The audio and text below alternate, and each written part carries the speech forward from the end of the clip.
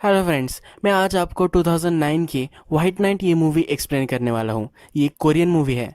ये murder mystery, thriller और suspense इस सब का कॉम्बिनेशन है। ये एक सस्पेंस है तो इसके प्लॉट के बारे में बताना गलत होगा, तो डायरेक्टली डाइव इन करते हैं।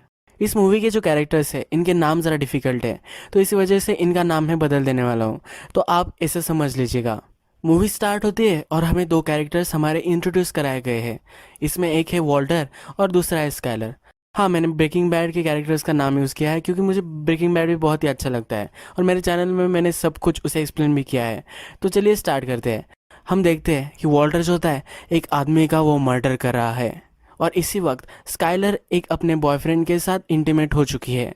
ये सीन यही ख़त्म हो जाता है और नेक्स्ट सीन में हमें पुलिस इन्वेस्टिगेशन दिखाई गई है। ये जो इन्वेस्टिगेशन चल रही होती है, यहाँ एक पुलिस ऑफिसर होता है जो क्राइम सीन को इन्वेस्टिगेट करता है। जब वो बाहर आता है तब अपने सुपीरियर्स को वो कहता है कि मुझे लगता है कि ये मर्डर होगा। उसके सुपीरियर उससे कहते हैं कि ये सुसाइड है, ऐसा हमें लग रहा है। सुसाइड की जो सब चीज़ें होती है वो यहाँ पाई गई है, यानी कि सुसाइड नोट्स वगैरह सब चीज़ें यहाँ होती है, तो उन्हें लग रहा होता है कि ये सुसाइड होगी। पर वो जो डिटेक्टिव होता है उससे शक होता है कि ये मर्डर है। ये मूवी जो चल रही है ये दो अलग अलग टाइम पीरियड में चलती है।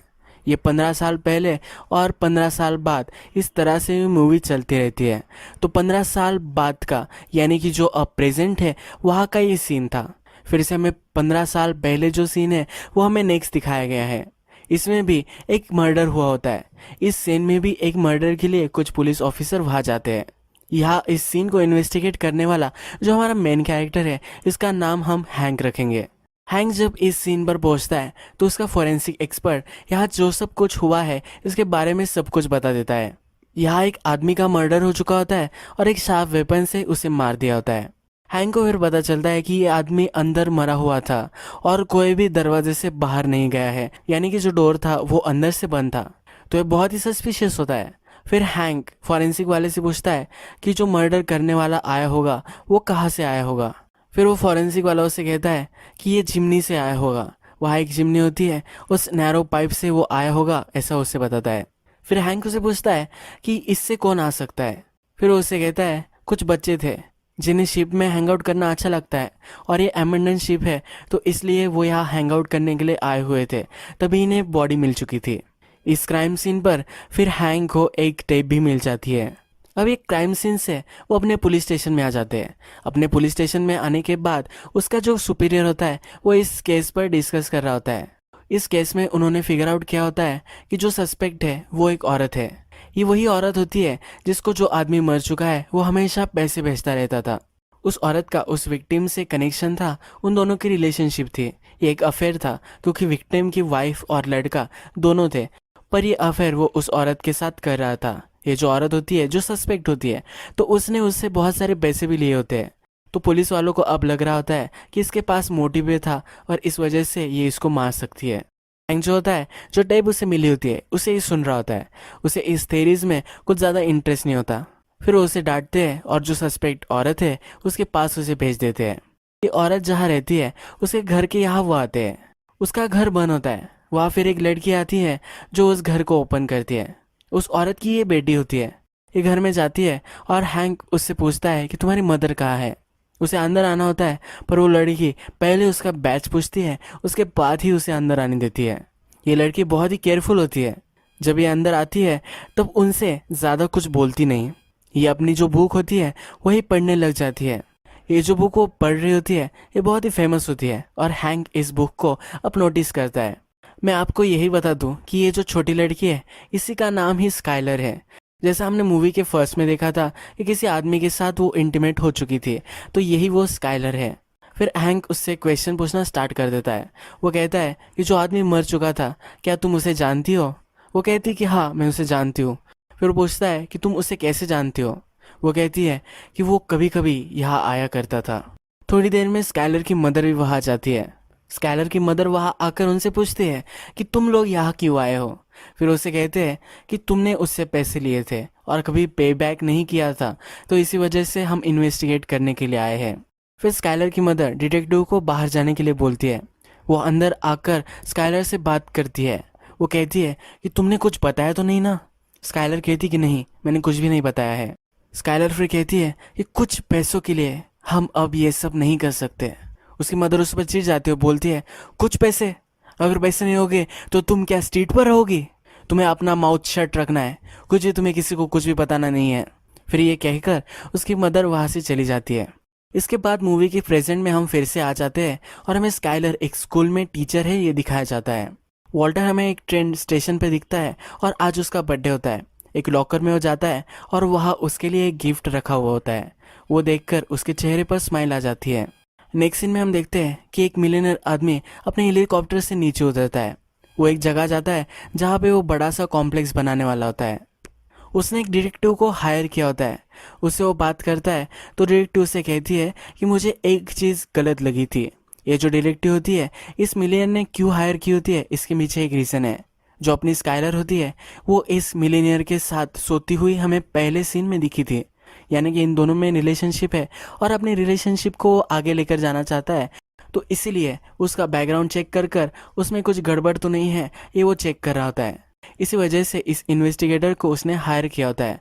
तो इन्वेस्टिगेटर उसे कहती है कि जो स्काइलर है ये एडॉप्टेड है। ये जब वो कह देती है तो मिलीनियर वहाँ से चला जाता है और इस डिटेक्टिव को और भी काम करना होता है। ये मिलीनियर फिर स्काइलर से मिलने आता है। स्काइलर एक फैशन डिज़ाइनर होती है और उसके लिए एक बड़ा सा शोरूम एक खोल कर दे रहा होता है। तो स्काइलर इसके लिए उसे थैंक यू बोलती है। वो कहती है कि छोटा सा भी अगर तुम कर देते तो भी ठीक रहता, इतना बड़ा तुम्हें करने की कोई भी ज़रूरत नहीं थी। मिलियनर उससे कहता है कि ऐसी कोई भी बात नहीं है, सिर्फ थैंक यू मुझे चलेगा। नेक्स्ट सीन में हमें दिखता है कि स्काइलर का जो भी रूटीन होता है वो जहाँ भी जाती है वह प्राइवेट इन्वेस्टिगेटर उस पर हमेशा नज़र रख रही होती है। वॉल्टर जो होता है वो एक बार में काम करता है, उसकी गर्लफ्रेंड भी उसके साथ वही काम करती है। फिर से हमें मूवी पास्ट में दिखाई गई है। 15 ईयर्स पास्ट में हम जाते हैं और हमें दिखता है कि जो हैंक है वो जिस आदमी मर चुका था उसके घर पर आया है।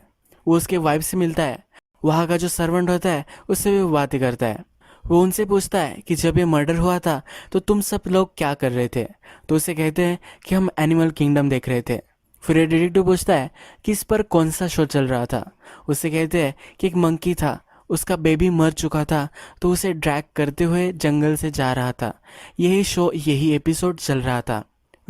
विक्टिम का जो बेटा होता है वो नीचे नहीं होता तो ऊपर जाकर अपने रूम में वो होमवर्क कर रहा होता है। तो हैंक वही भी आ जाता है।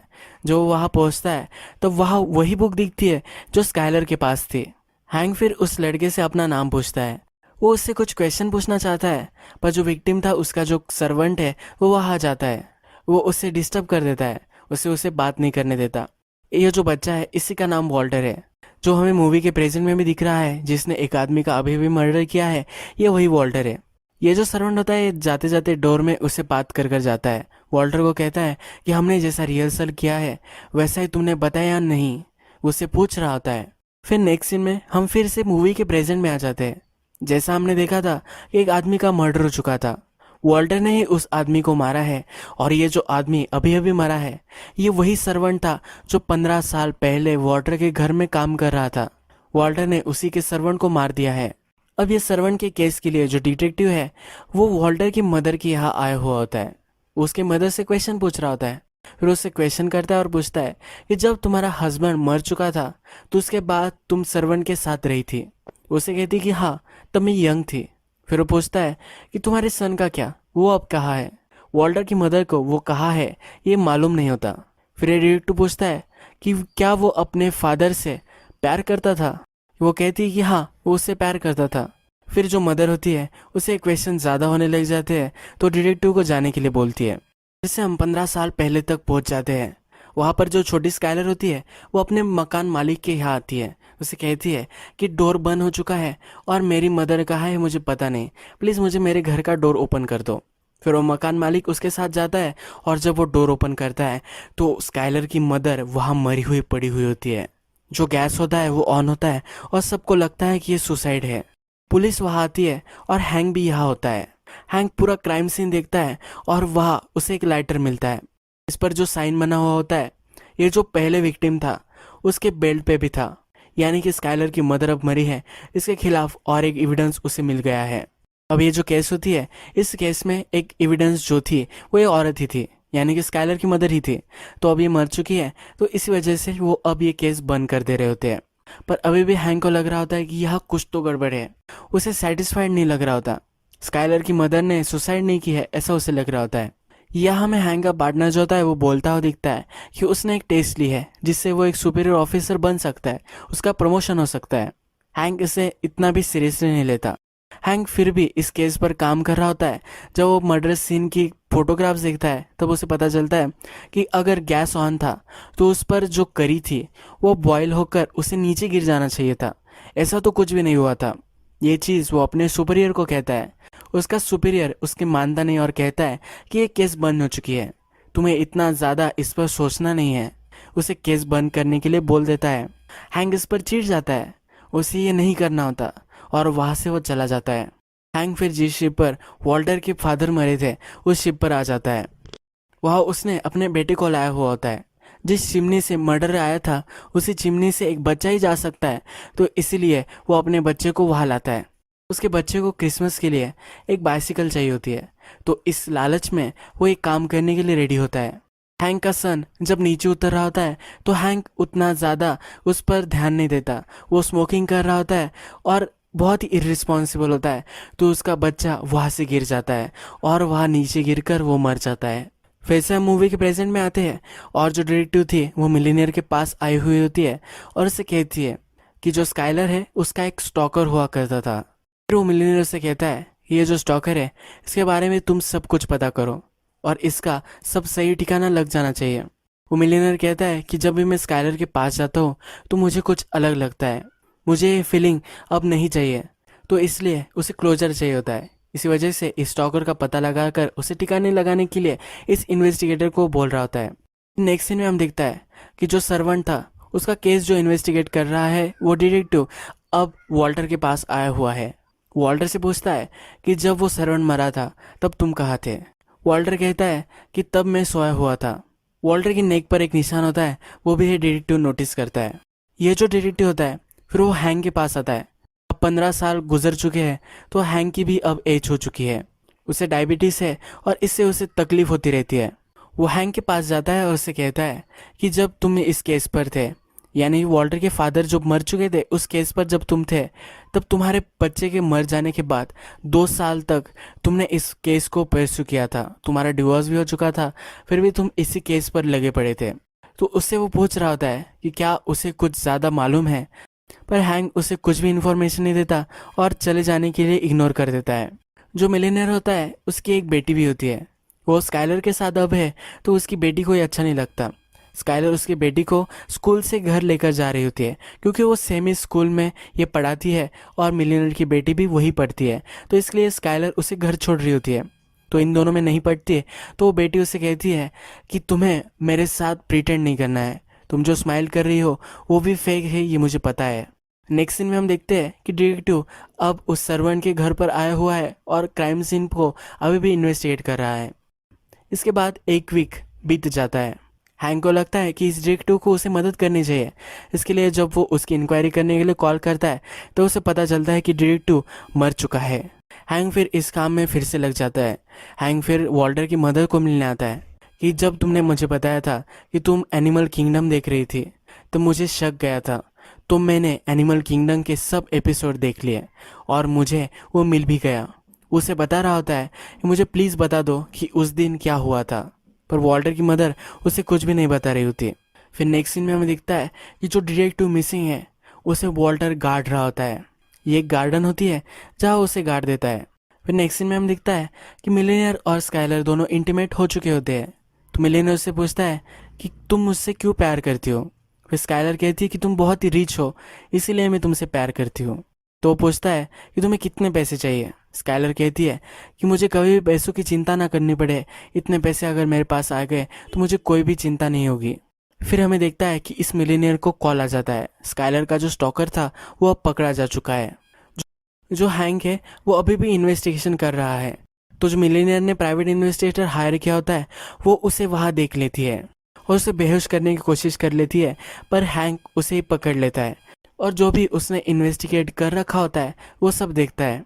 वहाँ उसे पता चल जाता है जो स्काइलर है उसने अपना नाम चेंज कर कर अब वो रह रही है। मिलीनियर के साथ वो रिलेशनशिप में है और वो मिलीनियर उसे शादी भी करना चाहता है। ये सब इन्फॉर्मेशन अब उसे मिल चुकी है। स्काइलर जिस बिल्डिंग में रहती है उसी बिल्डिंग के नेक्स्ट बिल्डिंग में हमें वॉल्टर दिखता है। वो दोनों एक दूसरे को खिड़की से देख सकते हैं, यह हमें पता चलता है। हैंक को अब पता होता है कि स्काइलर का जो स्टॉकर था वो भी पकड़ा जा चुका है, तो इस स्टॉकर से वो मिलने के लिए जाता है। ये स्टॉकर उसे यहाँ कहता है कि मैं उससे प्यार करता था, इसलिए मैं उसके आगे पीछे घूमता था, पर जो रियल स्टॉकर था वो अलग ही था कि अगर तुम उसे देख सको तो क्या पहचान जाओगे। ये स्टॉकर भी यहाँ हाँ कहता है। हैंक को अब यहाँ पता चल चुका है कि वॉल्टर और स्काइलर इन दोनों में कुछ ना कुछ तो रिलेशनशिप है। जो प्राइवेट इन्वेस्टिगेटर होती है वो स्काइलर के पुराने स्कूल में आती है। वहाँ की एक टीचर उससे कहती है जो स्काइलर थी और वॉल्टर ये दोनों एक ही स्कूल में पढ़ते थे। वॉल्टर के फादर को स्काइलर की मदर ने मारा है, इसी वजह से एक ही स्कूल में रहना इन दोनों के लिए बहुत ही डिफिकल्ट था। स्काइलर को बच्चे तंग करते थे, उसका जीना उन्होंने हराम कर दिया था, पर वॉल्टर ने कभी भी उसे तंग नहीं किया था। फिर हमें वॉल्टर उसकी गर्लफ्रेंड के साथ दिखता है, वो इंटीमेट हो जाते हैं। ये ख़त्म हो जाने के बाद उसकी गर्लफ्रेंड उससे पूछती है कि क्या तुम कभी भी सेटिस्फाइड नहीं होते। वो उसे स्काइलर के बारे में पता होता है। वो पूछती है कि तुम उसके साथ जब थे तब वो कैसा था। जो वॉल्टर होता है वो स्काइलर से बहुत ही प्यार करता है, वो किसी औरत के साथ सेटिस्फाइड ही नहीं हो सकता। फिर नेक्स्ट सीन में हमें दिखता है कि स्काइलर और मिलीनियर दोनों कार में सफ़र कर रहे होते हैं। जब वे कार में होते हैं तब कार के ब्रेक्स फेल हो जाते हैं, इन दोनों का एक्सीडेंट हो जाता है और स्काइलर फिर इस मिलीनियर को गाड़ी से निकालती है और उसे बचा लेती है। उसके पास एक डिवाइस होता है जिससे ये सब हो चुका होता है।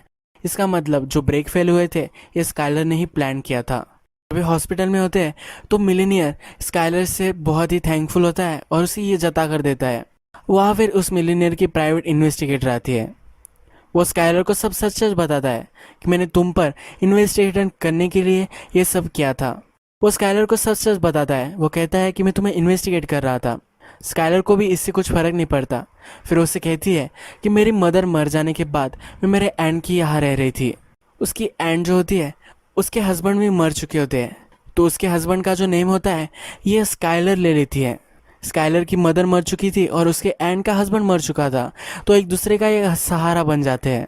स्काइलर की मदर और स्काइलर के एंड का हस्बैंड दोनों मर चुके थे, तो एक दूसरे का ये सहारा बन चुके थे। उसकी एंड ने फिर उसको अडॉप्ट कर लिया था, इसी वजह से उसने अपना नाम भी चेंज कर लिया था।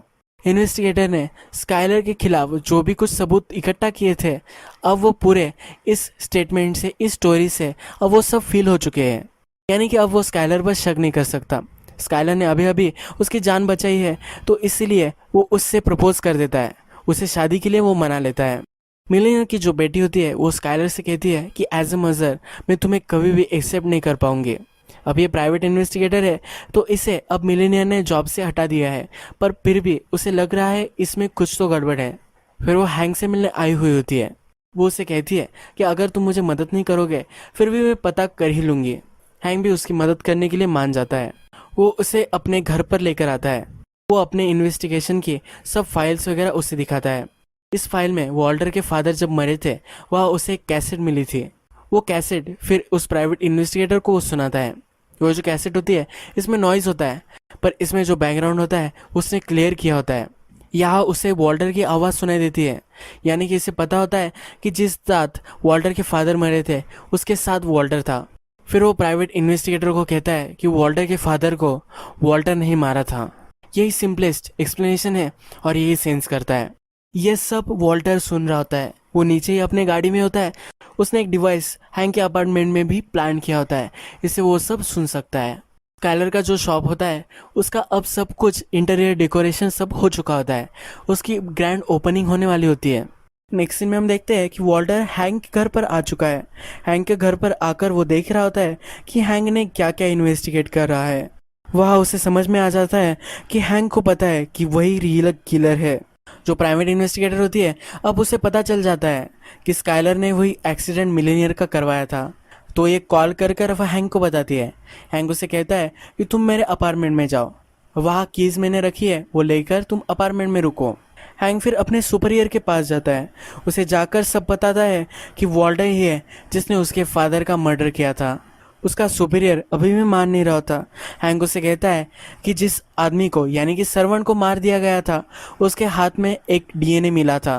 उस डीएनए को अगर हम वॉल्टर से मैच कर पाए तो वॉल्टर ही रियल किलर था, ये हमें पता चल जाएगा।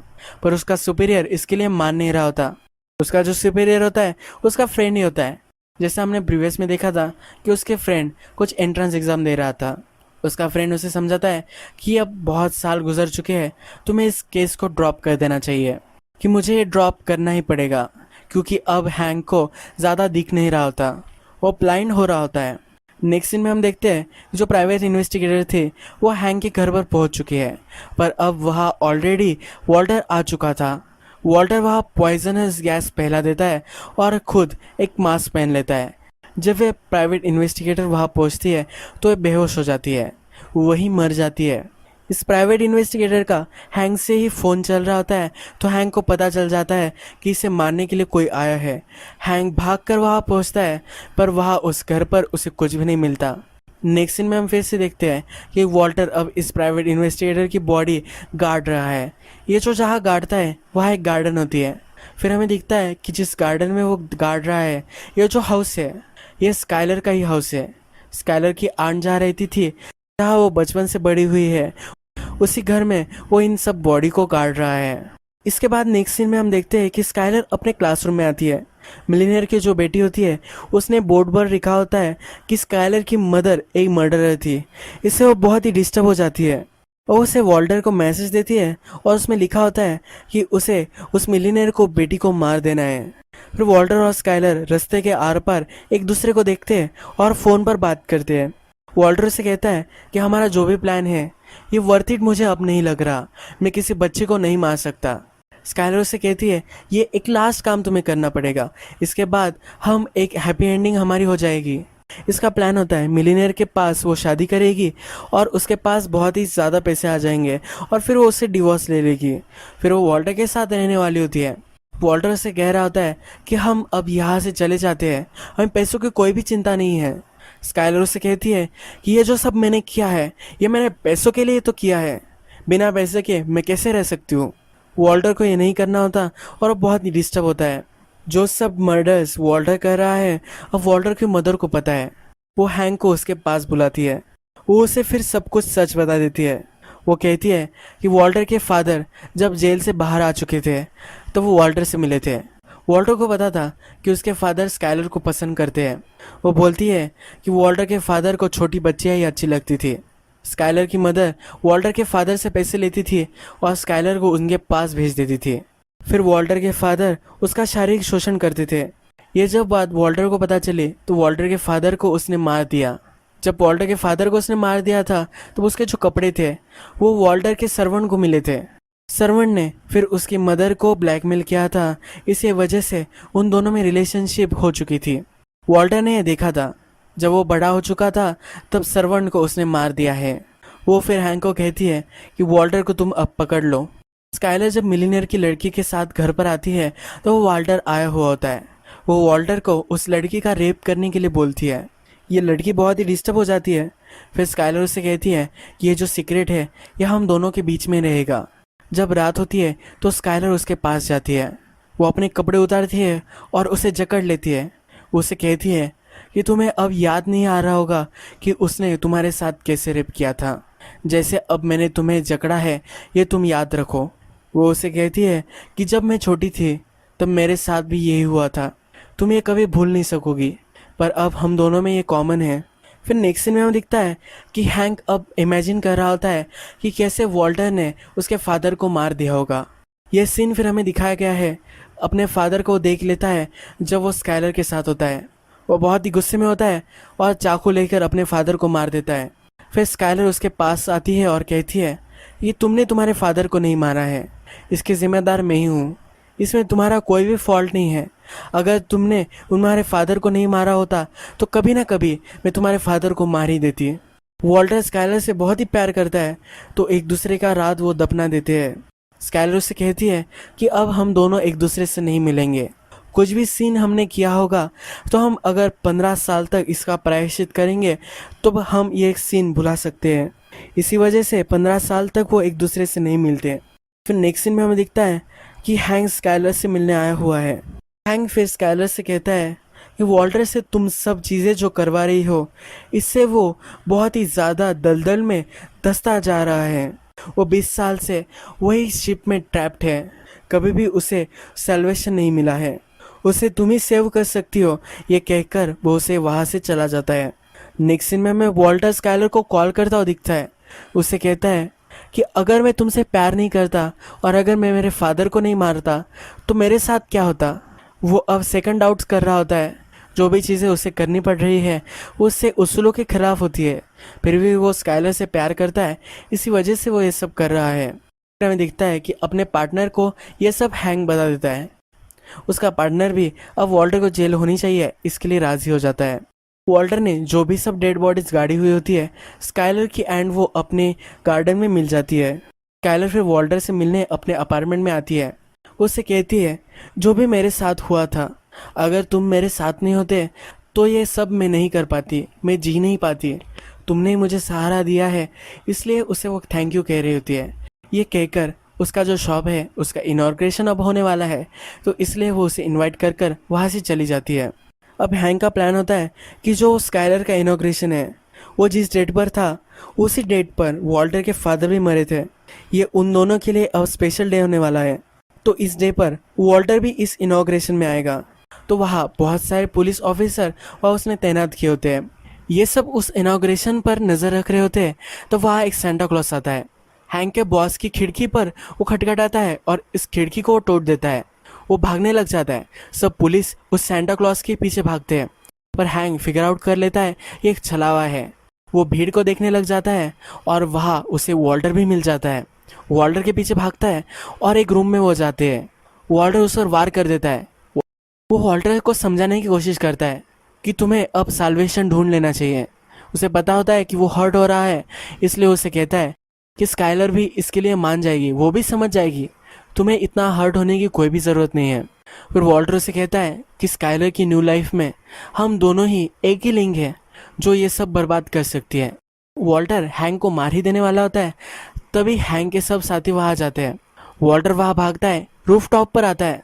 रूफ टॉप पर आने पर हैंक उससे कहता है कि इससे सिर्फ मैं ही निपटने वाला हूँ। हैंक वॉल्टर को समझाने की कोशिश करता है, पर वॉल्टर उससे कहता है कि जब सन अपने हाईएस्ट पॉइंट पर होता है, जब वो आकाश में सबसे ऊपर होता है, तब उसके नीचे की जो शैडो होती है वो किसी को भी नहीं दिखती। इसका मतलब है स्काइलर अब अपने करियर के सबसे बड़े मुकाम तक पहुंच चुकी है। वो अब बहुत ही पावरफुल है। मिलीनियर से अब उसकी शादी हो चुकी है, तब वो बहुत ही पावरफुल है। उसके नीचे कुछ भी शैडो होगी, उसने कुछ भी गलत काम किए होंगे, फिर भी वो पावरफुल है। वो वाइट चमक रही है, तो उसकी शैडो किसी को भी नहीं दिखेगी। अब हमें पता है कि मर्डर को और स्काइलर को वॉल्टर ही एक लिंक है जो उसे कनेक्ट कर सकती है, तो इसलिए वॉल्टर अपने आप को ही इंजोर कर लेता है और बिल्डिंग से कूद जाता है। वो अपने आप को सेक्रीफाइस कर देता है स्काइलर के ब्राइट फ्यूचर के लिए। स्काइलर का जो इवेंट चल रहा होता है उसी इवेंट में वो गिर जाता है। मिलीनियर की जो बेटी होती है वो वहाँ वॉल्टर को पहचान लेती है, पर स्काइलर उसे दबा देती है। हैंक को पता चल जाता है कि ये लड़की उसे जानती है। हैंक फिर स्काइलर से कहता है कि अभी तो तुम सच बता दो। स्काइलर कहती कि मैं उसे नहीं जानती। फिर हमें एस्केलेटर से ऊपर जाती हुई दिखती है, यानी कि स्काइलर अपनी लाइफ से मूव ऑन कर चुकी है और वो पुरानी चीज़ों में नहीं उलझना चाहती। अब मूवी का एक फ्लैशबैक का सीन हमें दिखता है जहाँ पे वॉल्टर और स्काइलर कॉलेज में होते हैं और एक दूसरे से मिलते हैं। वो अभी भी एक दूसरे से नहीं मिल पाते, तो डिस्टेंस पे ही वो रुकते हैं और एक फ़ोटो निकालते हैं। इस फोटो में हमें पता चलता है कि वो एक दूसरे के साथ कभी भी नहीं रह पाए, पर उनका जो प्यार था एक दूसरे से अलग ही रहकर ये अमर हो चुका है। ये मूवी ख़त्म हो जाती है। तो बहुत ही बेस्ट मूवी थी। अगर आपको ये मूवी अच्छी लगी हो तो प्लीज़ मेरे वीडियो को लाइक कर दीजिएगा, और भी अगर ऐसी इंटरेस्टिंग मूवी आपको देखनी हो तो प्लीज़ मेरे इस चैनल को सब्सक्राइब कर दीजिए और बेल नोटिफिकेशन आइकॉन भी दबा दीजिए, यानी कि और भी मूवीज़ आपको देखने को मिल जाए। हम फिर से मिलेंगे और एक मूवी के साथ। तब तक के लिए थैंक यू, शुक्रिया और गुड बाय।